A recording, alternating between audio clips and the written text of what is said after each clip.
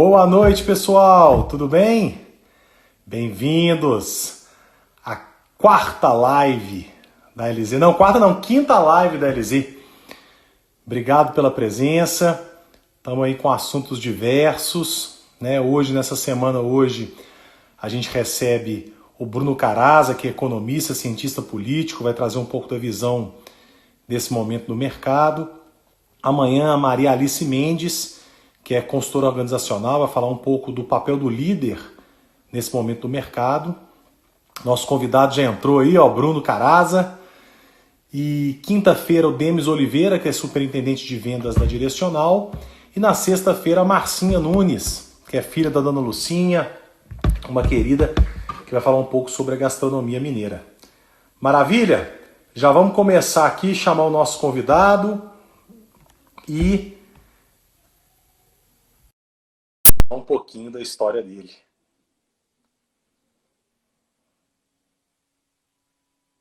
Tá conectando aí.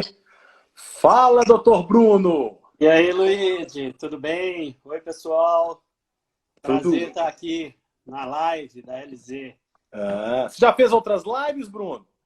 Primeira live, né? Tá As vendo? lives estão na moda, né? Por causa do Bolsonaro, né? O mais interessante é o seguinte, eu fiquei feliz porque várias pessoas, né? Hoje você é a nossa quinta live. Bacana. E dessas 5 lives, se eu não me engano, a maioria era a primeira. Então eu fico Legal feliz por demais. ter proporcionado e fico muito feliz. A gente sexta-feira conversou com o humorista Carlos Nunes e ele nunca tinha feito live. E agora, Olha só. mais cedo entrei no Instagram e ele estava numa live. Eu falei, opa, o negócio já tá. É aí. Eu acho que isso é uma tendência, né? Cada vez mais o pessoal está migrando pro vídeo, né? Exatamente. Eu acho que E tem tem. todos esses canais que estão sendo abertos aí, no Instagram, YouTube. Acho que é uma tendência cada vez maior. Hoje, mais cedo, eu estava conversando com um amigo e ele estava me contando que, um pouco antes dessa questão do coronavírus, ele teve que pegar um avião e ir para o interior de São Paulo, interior do Paraná, não me lembro, para ter uma reunião de 1 hora com uma pessoa e ele voltou, né? Falou, Luiz, como que são as coisas, né? A gente avaliando hoje não haveria a menor necessidade de eu ter ido lá, mas era difícil você convencer, vamos fazer uma videoconferência, uma videochamada, as pessoas não gostavam muito. A gente tá vendo que isso vai mudar, né? Acho que é um aspecto positivo de tudo que a gente. Se é que a gente pode tirar alguma coisa positiva dessa crise toda aí, eu acho que é justamente essa, né? Esse novo modo de trabalhar à distância, todo mundo está tendo que se adaptar, né? Eu que dou aula, por exemplo, o pessoal está migrando já totalmente. E é interessante que nas 2 últimas semanas eu dei aula, videoaula, né, em ambiente virtual, basicamente a mesma aula que eu daria se eu tivesse ao vivo, presencialmente, né? Eu Que estava legal. ao vivo, mas dava para fazer discussão em grupo, apresentação dos alunos, o mesmo modelo que a gente faz numa aula normal. Assim. Que legal. Muito interessante. Ô, Bruno, eu já conheço a sua história e admiro ela muito. Né? Um dos motivos de eu ter te convidado para conversar com a gente, mas eu queria que você contasse ela um pouco para as pessoas. Né? Você, funcionário público há muitos anos, com um cargo estável, um bom cargo, mas não estava feliz, né? Queria outros desafios. E aí você deu um 180 na sua vida. Eu estou querendo trazer essas histórias com componentes diferentes nesse momento, porque tem muita gente em casa pensando um pouco, né? Eu fico triste porque muitos dos clientes que eu atendo, muitas pessoas que eu convivo não gostam do que fazem. E eu amo o que eu faço. Então eu tenho um pesar, né, das pessoas trabalharem com aquilo que não gostam, né? Já é muito grande parte do nosso tempo. E você ainda fazer uma coisa que você não gosta, eu me impressiono, mas eu entendo, né? Às vezes a pessoa começou ali e hoje é o que ela garante o sustento da casa dela, da vida dela, da família dela, né? Às vezes ela não se encantou com uma outra área, mas como eu gosto muito do que eu faço, eu tento estimular para que as pessoas busquem, né, algo que amam, enfim.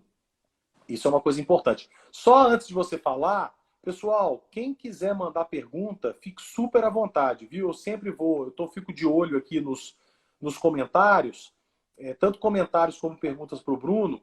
Fiquem super à vontade, que o objetivo é que a gente bata um papo, mas que vocês participem também, beleza? Beleza. Pois é, Luiz, não é assim. Eu entrei muito novo no serviço público. Assim que eu me formei em economia, eu passei no concurso. Fiquei 20 anos no serviço público e não é muito bem assim que eu não gostava do que eu fazia. Assim, eu acho que eu até tenho vocação de trabalhar na área pública, gosto muito disso. Participei de projetos muito interessantes ao longo desses 20 anos, mas eu estava sentindo uma falta de enfrentar novos desafios. E nos últimos tempos, eu comecei a desenvolver outros projetos paralelos ao serviço público, né, na questão de docência, palestra. Comecei a escrever análises sobre a economia política brasileira. Primeiro, eu criei um blog, depois a questão foi crescendo e depois me chamaram para escrever primeiro na Folha, agora eu estou lá no Valor.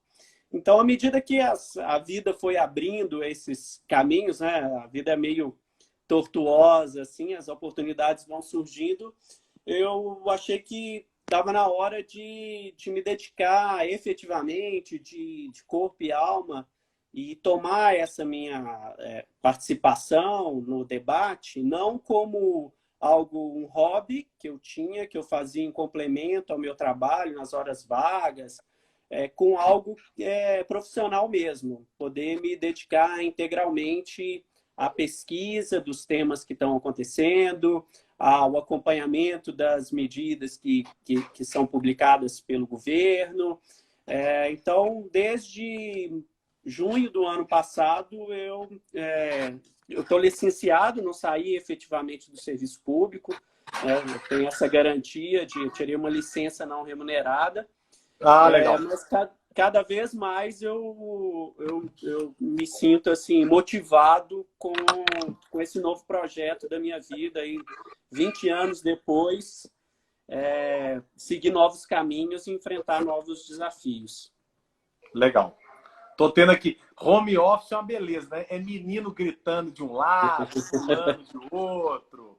Né? Eu já baixei aqui uma regra aqui em casa, todo mundo bico calado agora na próxima meia hora. Pois é, mas os seus meninos já são maiores. Aqui em casa o negócio é mais tenso, sabe? o Bruno, e me conta o seguinte, como que você vê, você foi muito para essa análise de dados com a questão política, né? E como que você está vendo esse momento hoje, né? Depois a gente volta um pouquinho como que você começou a desenvolver mais. Conta para as pessoas como que está já esse momento hoje. Bom, a crise pegou o mundo inteiro de surpresa, né? Acho que ninguém no mundo há 6 meses imaginava que isso poderia acontecer. É uma crise muito diferente das crises que normalmente a humanidade enfrentou. Não é só uma crise financeira, como a gente vivenciou em 2008, não é uma crise só de um produto, como já houve, por exemplo, a crise do petróleo, não é só uma crise política, é um combinado de vários fatores, né? Tem uma crise na saúde, uma crise econômica e o governo está sendo testado e isso eventualmente pode até degringolar numa crise política. Então, é um componente muito explosivo aí que essa pandemia trouxe. É um desafio para todos os governos, estão tendo que encarar isso de um modo muito sério.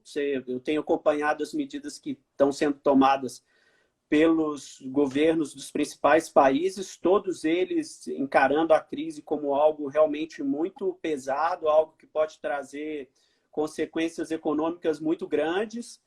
E a gente está nesse barco, né? O governo demorou, ao meu ver, demorou um pouco a entrar em campo, aí minimizou a crise no início, né? Acho que ainda, pelo menos o presidente ainda não se conscientizou da gravidade, mas a equipe dos vários ministérios tem levado isso muito a sério, a meu ver, e a situação é muito grave e um grande desafio para lidar com os impactos sociais, os impactos econômicos e os impactos políticos dessa pandemia. O que eu acho interessante na sua análise é porque assim, a gente fica acompanhando, né? Agora a CNN estreou, muito bacana, né? Mais um componente de discussão política, de jornalismo. Você tem Globo News, você tem vários veículos, vários blogueiros com foco político. Mas eu fico vendo, assim, eu que não sou um entendedor de maneira profunda de política, né? Gosto, acho interessante a discussão, mas não sou tão entendedor. Vejo que muitas vezes há uma tendência para uma análise para o lado A ou lado B, né? Para a direita ou para a esquerda, é centro. As pessoas se posicionam um pouco sobre a visão que elas têm já antes disso da questão política. E o que me surpreende na sua análise é que você pode ter também o seu impacto da sua visão pessoal sobre a política, mas quando você faz uma análise de dados, é muito difícil você ter um questionamento, né? Assim, você vai analisar dados e a partir daqueles dados você vai fazer uma conclusão, você vai apresentar uma premissa daquilo que você está colocando a partir de algo que muitas vezes o próprio governo ou os próprios as próprias instituições oficiais ligadas ao governo é que publicam aqueles dados, né? Esse ambiente que a gente vive, muito polarizado, ele tem esse problema, né? Eu acho que a polarização ela não é em si ruim. Pelo contrário, eu acho que essa polarização que a gente vive aí nos últimos, sei lá, 5, 6, 7 anos, ela é até positiva, que trouxe as pessoas se tornaram cada vez mais motivadas a debater, a ir atrás de informação e a discutir política, que a política estava muito em descrédito no Brasil nos últimos tempos, até por causa de escândalos de corrupção, né? E essa polarização trouxe muita gente para o debate. Mas, como tudo na vida, tem dois lados, né? O lado ruim nessa polarização, que as pessoas elas assumem o seu lado de uma forma, muitas vezes, até pouco crítica, né? Tomando o posicionamento de A ou B como algo sagrado e defendendo aquilo com unhas e dentes. Isso me incomodava muito como cidadão mesmo, que acompanhava as notícias e gostava de acompanhar os debates, e eu vislumbrei que haveria um espaço para eu contribuir para esse debate fazendo o básico, né? Que é ir atrás da informação na fonte.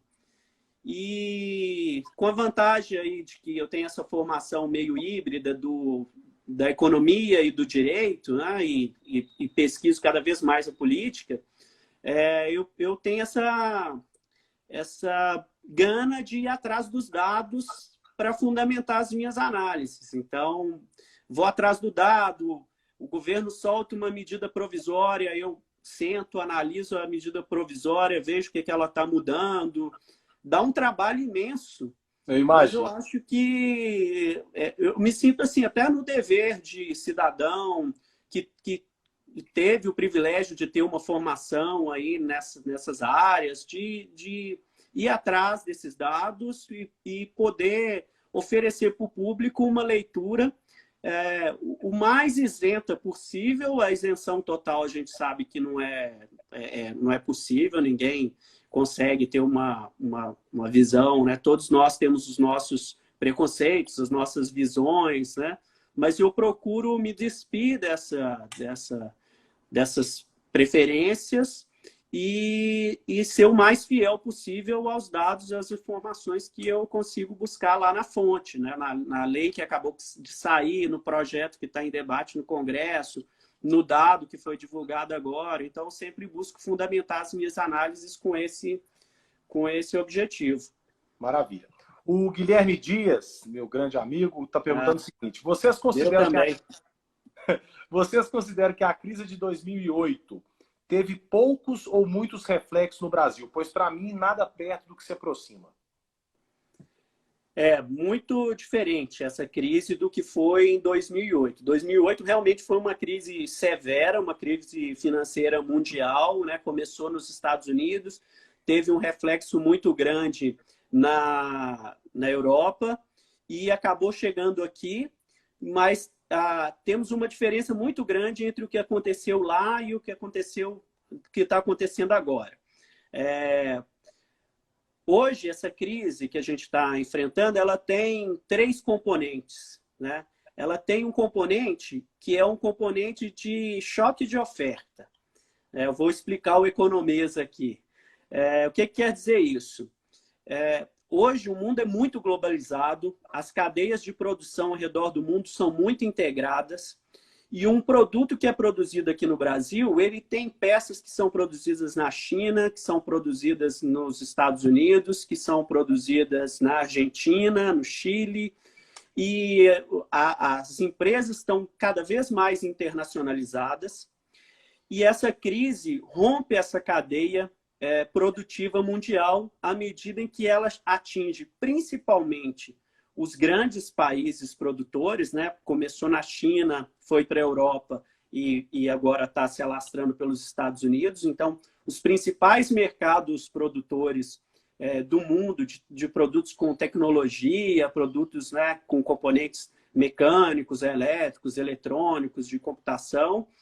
E à medida que todos os países tomam a decisão de parar as suas economias, isso vai interromper a cadeia produtiva no mundo todo. Então, já temos fábricas hoje no Brasil parando a produção porque não tem peça, porque as peças não chegam mais da China, ou se as peças chegam, elas não estão autorizadas a desembarcarem no porto porque tem um medo de que a tripulação esteja infectada e vá complicar a situação. Então, tem esse componente de choque de oferta muito forte. Tem um componente de choque de demanda, porque as pessoas, como as empresas pararam, os comércios estão fechados, vai chegar um ponto que, infelizmente, as empresas vão começar a demitir. Sim. E mesmo que o governo tome medidas como está tomando, de fazer com que se injete dinheiro para as empresas, inclusive transferindo dinheiro diretamente para o cidadão, as pessoas também não têm como consumir mais, porque elas estão em casa, né? Então, tem um choque de demanda, além do choque de oferta, e para completar, a gente não sabe quanto tempo que essa crise vai durar. Então, tem um grau de incerteza muito maior do que foi lá em 2008, porque em 2008 foi identificada a crise, os países começaram a injetar dinheiro na economia e a economia pegou no tranco dali a alguns meses. Mas agora a gente não sabe quanto tempo que essa crise vai durar e o componente dela é um componente global. Verdade. Voltando um pouquinho, Bruno, em cima do que você havia comentado sobre as análises, né, os dados, você vai lá na lei, vai na medida provisória, e fuça, vai atrás do dado na fonte. Nesses últimos tempos, o que tem te surpreendido? Assim, às vezes, os veículos ou os próprios políticos ou o próprio governo, estão divulgando de uma maneira, só que tem ali nas entrelinhas algo que eles não estão chamando atenção, mas que quando você foi lá no dado, na fonte, aquilo te chamou muita atenção e você quis colocar isso em voga, né? Você quis chamar atenção para aquele detalhe que às vezes não está sendo muito percebido pela grande mídia ou intencionalmente não querendo ser muito divulgado pelos políticos, né? Momentos de crise são momentos complicados, né? Porque, obviamente, os impactos da crise são muito grandes, o governo tem que agir e no mundo inteiro os governos têm agido, injetando muito dinheiro na economia para evitar que a economia entre em colapso, que a gente tenha uma crise de desemprego muito grande. Mas a gente tem que ficar atento, porque é justamente nesses momentos de crise em que o governo aí abre as torneiras, né, e libera a chave do cofre, pode gerar um comportamento oportunista de muitos grupos, né? E é por isso que a gente tem que ficar atento, porque às vezes no âmbito de uma medida do governo que seja positiva, concedem-se benefícios que vão privilegiar esse ou aquele grupo, e isso vai ter repercussões, às vezes, por muito tempo. Então, a gente precisa ficar atento nesse ponto. Uma coisa que eu observei também nos últimos tempos, que eu tenho ficado muito preocupado, é a postura, às vezes, do governo. O governo, às vezes, anuncia uma medida com um grande impacto, mas essa medida, às vezes, ela depende de uma série de outras providências, às vezes burocráticas mesmo, do corpo do governo, que se o governo não atentar para elas e imprimir um ritmo muito forte para elas saírem do papel, o governo vai capitalizar num anúncio, por exemplo, vou distribuir R$ 600 no auxílio emergencial para todas as pessoas mais pobres. O governo anunciou, tem anunciado, a medida está correta, mas quanto tempo o governo vai levar para que esse dinheiro efetivamente chegue no bolso do cidadão e o cidadão consiga aí comprar sua comida porque ele está sem renda nenhuma agora? Uhum. Então, a gente precisa também olhar com cuidado não só os grandes anúncios do governo, mas o que o governo tem feito para tornar realidade. Porque senão o governo capitaliza com a notícia, mas o cidadão ou a micro e pequena empresa que depende daquilo efetivamente fica a ver navios por morosidade mesmo, burocracia do governo. Interessante. O astronauta 27 está perguntando o seguinte: a China já saindo da quarentena, você a vê como motor de uma retomada mundial, aumentando o seu protagonismo?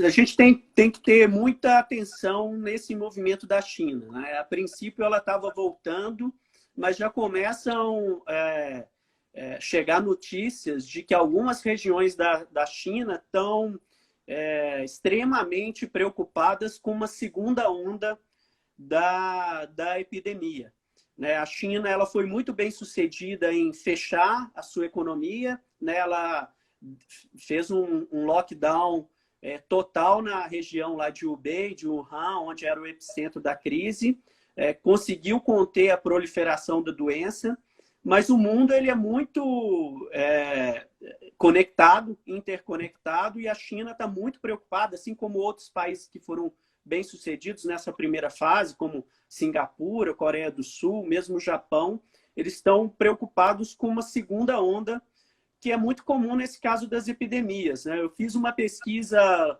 lá atrás, há 100 anos, a gente viveu uma pandemia parecida, né? A gripe espanhola, e eu fiz uma pesquisa nos jornais antigos brasileiros, de 1918. E o que a gente observou naquela época é um comportamento muito similar com o que a gente está vendo agora. O governo brasileiro, a princípio, minimizou a crise, depois a crise chegou, começou a matar muita gente infectada, gerou um problema econômico muito grande, porque o comércio ficou às moscas naquela época, e com o tempo teve-se a sensação de que a epidemia tinha passado. Isso foi setembro até outubro, novembro de 1918. Mas o mundo vivenciou mais duas crises no início de 1919 e no meio de 1919 a pandemia voltou justamente porque não tinha sido devidamente erradicada, não se tinha vacina naquela época, nem tratamento.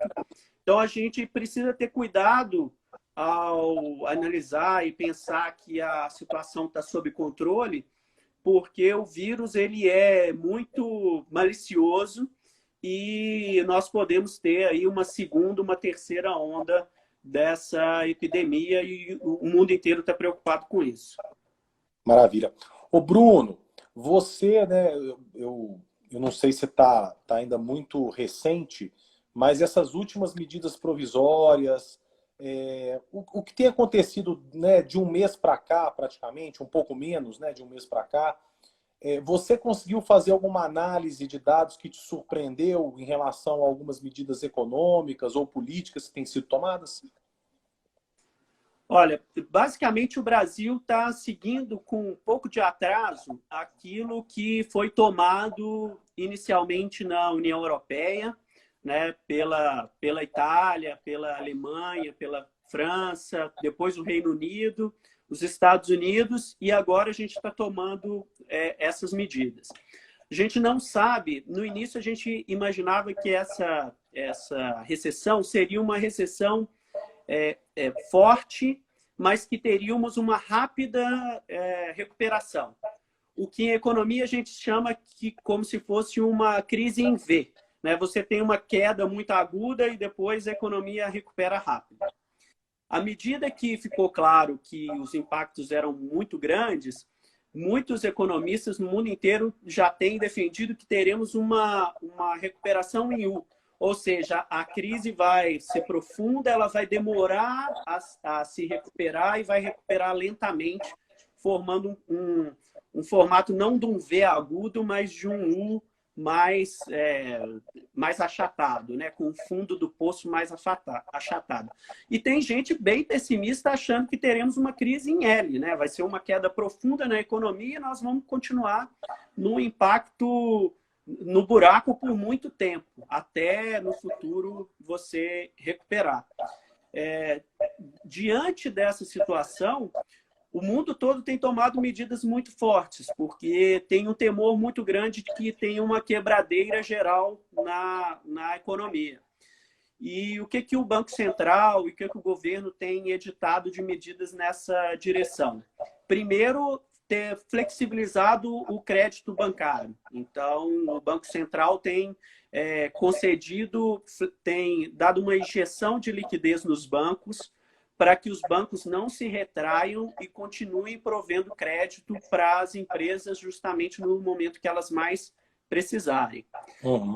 Outra medida que o governo tem tomado nas últimas semanas, ele anunciou que o governo, o Tesouro Nacional, vai entrar como uma espécie de sócio das micro, pequenas e médias empresas, arcando com uma parte do pagamento da folha de pagamentos das empresas para evitar que elas tenham que demitir justamente nesse momento de crise. E uma terceira dimensão que o governo tem tomado, que vem sendo tomada no mundo inteiro, é você tentar diminuir o impacto sobre a população mais pobre. O Brasil, a crise pegou o Brasil numa situação de imunidade muito baixa, né? Para usar uma metáfora aí médica, né? Nós vínhamos de uma recessão muito profunda em 2015 e 2016, uma recuperação muito lenta, o PIB aí estava crescendo aí só 1% nos últimos anos.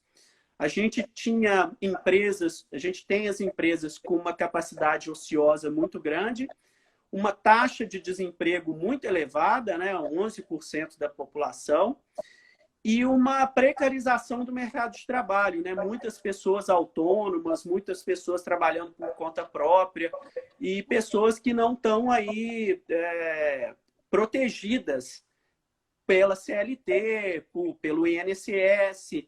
Então, o governo tem pensado em medidas para proteger essas pessoas, principalmente as mais pobres, dando uma transferência direta de recurso para elas, que é esse auxílio emergencial que foi aprovado no Congresso ontem, né? E deve ser sancionado aí hoje ou amanhã.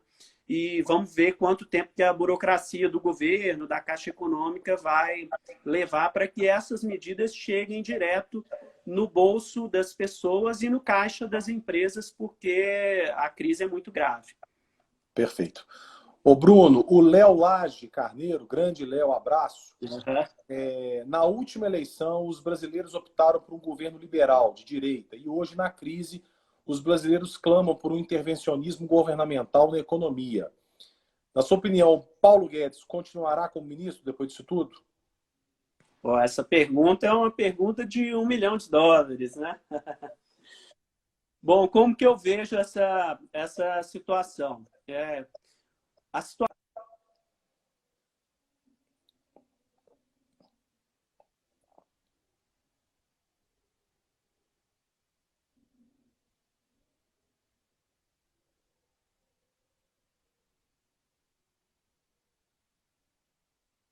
Acho que o Bruno caiu ali, ó. Vocês continuam me ouvindo aí, pessoal? Ou a live inteira está travada?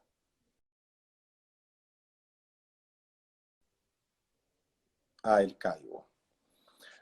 Bom, o papo tá legal, vou esperar o Bruno voltar e continue mandando perguntas. Flavinho mandou aqui, vou fazer.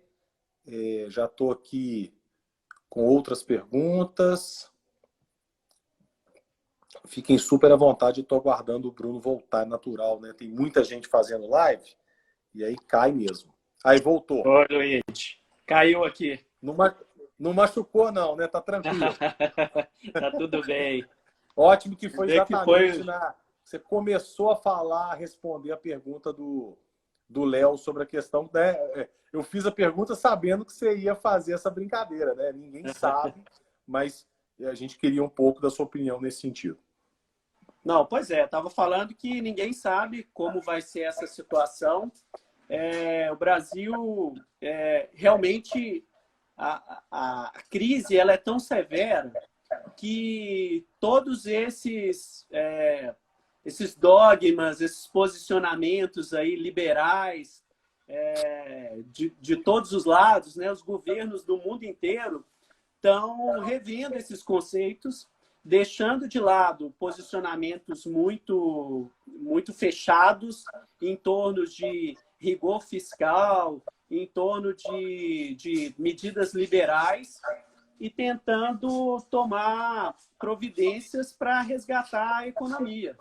Né? Então, o próprio Paulo Guedes reconheceu que não é hora de ter uma postura fiscalista muito forte e tem revisto aí a sua posição, reconhecendo que é hora de tomar medidas anticíclicas, né, de estímulo à economia, porque não é hora de debater, por exemplo, privatização, reforma tributária, porque as empresas estão em vias de quebrar, o desemprego está batendo na porta e o governo tem um papel, sim, de atuar para suavizar o impacto dessa crise.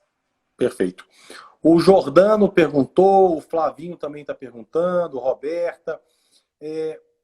Na sua opinião, né? Você falou, alguns especialistas falam na questão do V, do U, do L, e na sua visão, qual que é, né, na sua visão, o que a gente vai ter, se isso já tem na sua visão também um cronograma, onde a gente vai ter já uma ideia de quando que isso vai acabar ou vai mudar, né?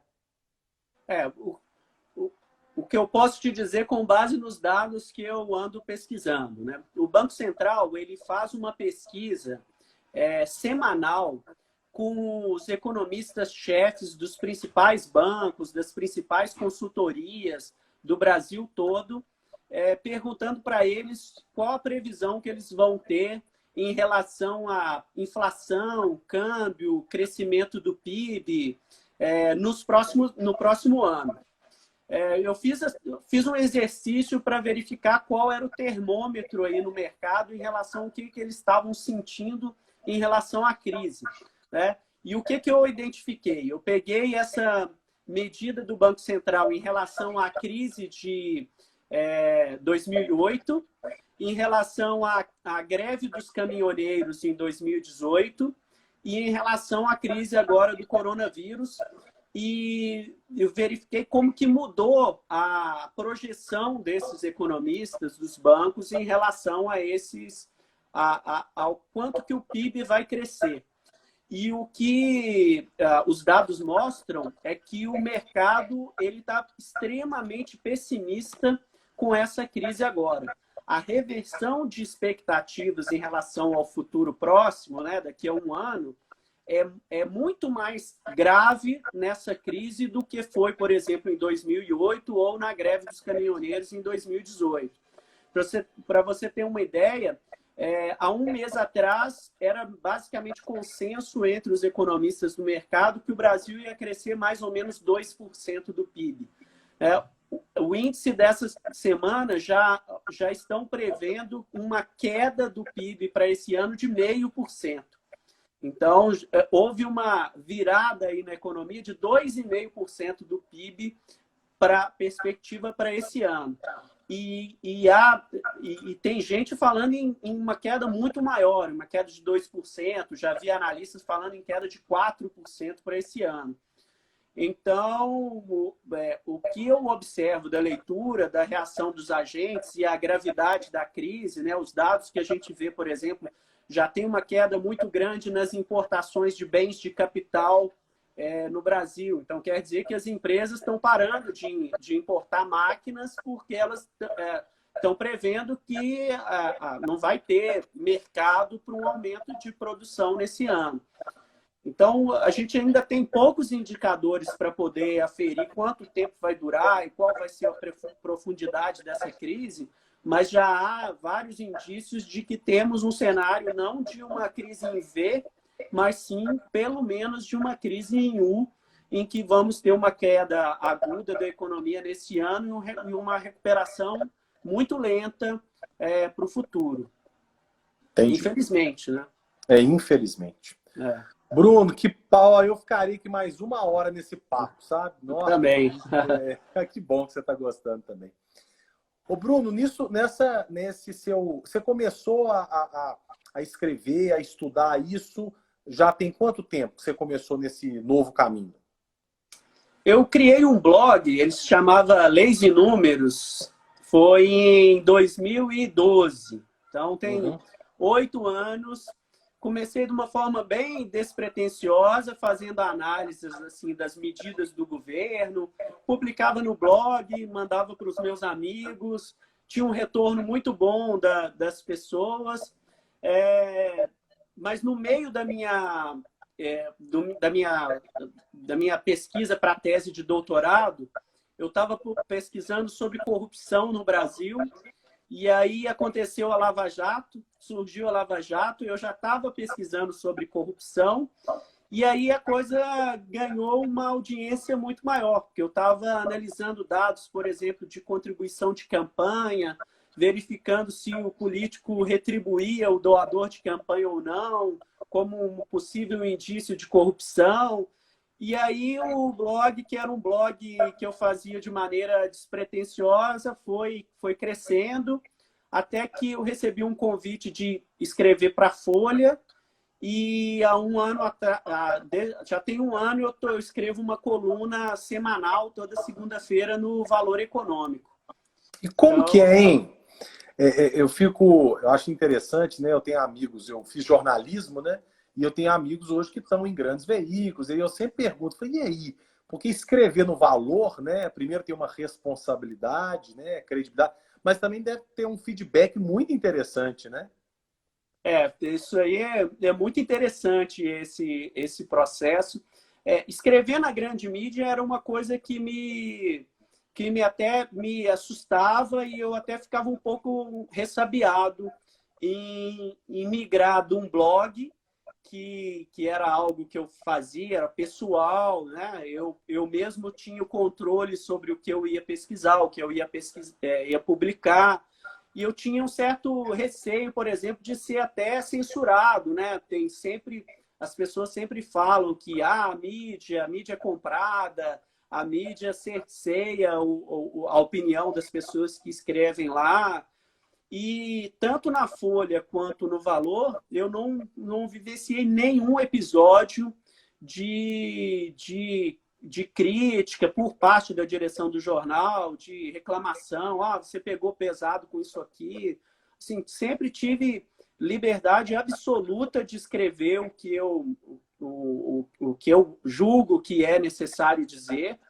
E o retorno é muito interessante, né? Tanto do leitor comum, né? Tem tem leitores que me mandam, né, tem um senhor no Rio de Janeiro que ele me manda, comenta todas as minhas colunas, ele me manda um e-mail, aí faz comentários e puxa a orelha em determinados pontos.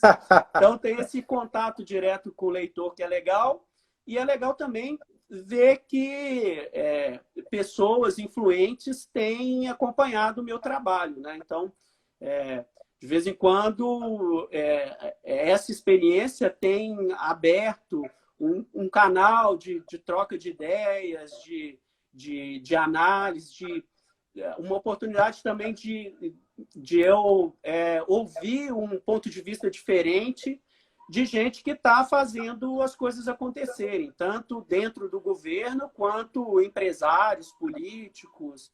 É uma experiência muito rica, assim, muito, muito bacana. Beleza. E aí, no meio disso tudo, você lançou um livro, né? É, isso aí. Fazer o merchandise aqui, né? O Claro. Luiz, o rei do marketing aí, né? Quem dera. Mas, pois eu lancei em 2018. O livro chama Dinheiro, Eleições e Poder, as engrenagens do sistema político brasileiro. O livro é fruto da minha tese de doutorado, mas é mais do que um texto acadêmico. Assim, eu tive o cuidado, até para tentar chegar num público maior, de pessoas mesmo, de divulgar mesmo a minha pesquisa. Eu sempre tive esse interesse de conversar com um público maior, não ficar restrito à academia. Eu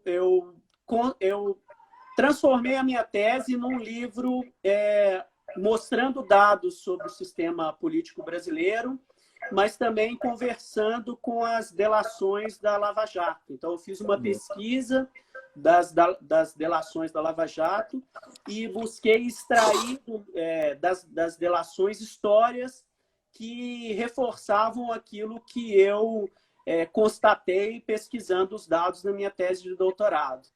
E aí o livro saiu em 2018 pela Companhia das Letras e está aí no nas mercado, grandes aí, livrarias, nas hein? boas Acha na livrarias. Amazon, né? Acha nas principais, né?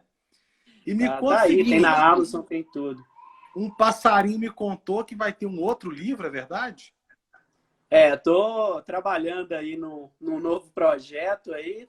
Vamos ver se até no final do ano sai um novo livro aí, que é uma outra dimensão aí dessas relações entre política e economia e direito no Brasil. Então, estou trabalhando nesse projeto, aproveitando um pouco, na medida do possível, essa quarentena para ver se eu dou um gás e entrego o livro aí em breve lá para a editora. Muito bem. Brunão, muito obrigado. Foi sensacional o papo. Quer falar alguma coisa que eu não te perguntei? Quer falar uma... seguinte, né, gente? O Bruno, ele atualiza muito o Twitter. Então, vocês sigam lá, Bruno Caraza, com 2 Es, né? Sim. Isso, Caraza com 2 Es. E o blog hoje, o Lazy Números, é o brunocaraza.com.br, né? O Lazy Números virou um site mesmo com o meu nome, né? brunocaraza.com.br.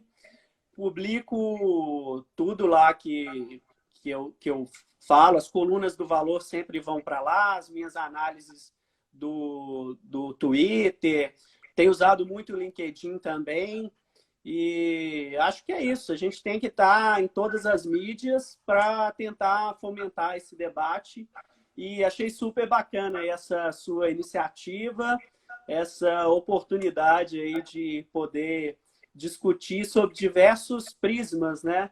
Essa situação que a gente está vivendo, né? Você já teve gente falando aí de mercado, gente falando de arte e cultura. E isso é muito bacana, essa iniciativa sua. Não, o feedback tem sido muito legal e a gente vai continuar. Depois da pandemia, a gente continua também. É isso aí. Amanhã a gente recebe a Maria Alice Mendes, que é de consultoria organizacional, vai falar sobre recursos humanos, sobre como o papel do líder nesse momento. Quinta, o Demis, que é superintendente de vendas da direcional, então como vender nesse período. E sexta, a Marcinha Nunes, que é do restaurante Dona Lucinha, que vai falar um pouco de gastronomia mineira. Então tem para todos os gostos.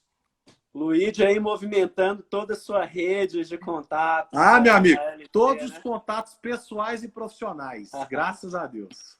Bacana demais, Luigi. Bruno, Parabéns obrigado, aí. viu, cara? Valeu Tô demais, às até a ordens. próxima. Obrigado aí todo mundo pela audiência, participação e tamo às ordens aí pro debate. Maravilha. Grande abraço. Tchau, tchau, gente. Abração. Tchau, tchau, gente. Obrigadão. Tchau.